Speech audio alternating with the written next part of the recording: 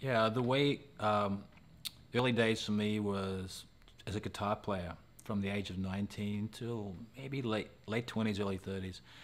And I played guitar for every Tom, Dick, and Harry, traveling around in different bands, different singers, pop singers, country singers.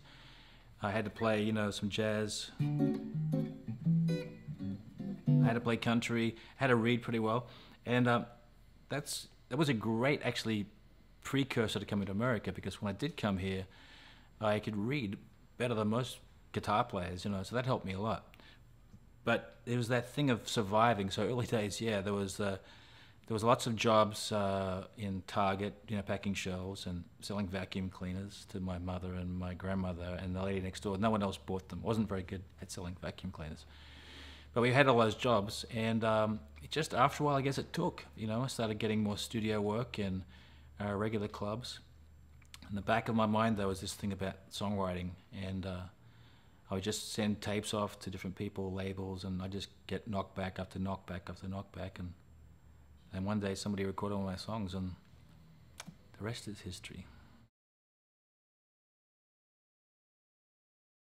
After I left school was actually it was like a strange thing because my friends were at college studying to be doctors and lawyers, but I was making cash.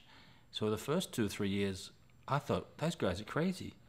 Look at me, I'm making all this money. The bad thing was, 10 years later, I was still making the same $300 a week, and they were making serious money. So, I think I just had this feeling that I was going to make it, and my mother used to, laugh, joke about me is that if I fell out of a plane without a parachute, I think I'd land on a haystack, and I go, yeah, I think that's true. I just had this feeling I was going to make it, but it wasn't easy, and a lot of times, we didn't have enough money. But yeah, it's strange. I just have that, you know, whatever that is.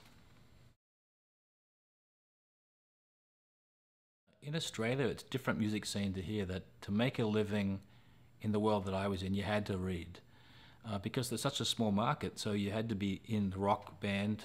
Didn't have to read in that, but you played in a club or a TV show. So you had to cover those bases. In America, you can be more specific. You can work in a box. So when I came here, and I was 33, I was quite developed in all those areas, and being able to read was a really great thing. Yes, studio work. I got lots of studio work, and I got lots of touring in big festival sort of things where I had to read or learn songs quickly. And I was kind of shocked. I just thought when you come from outside America, everybody in America is better than you. When you come from Australia, every American's better. When I came here, it was very encouraging to see that I actually had been nurtured in a really creative family, a great industry in Australia, and I came here and did okay.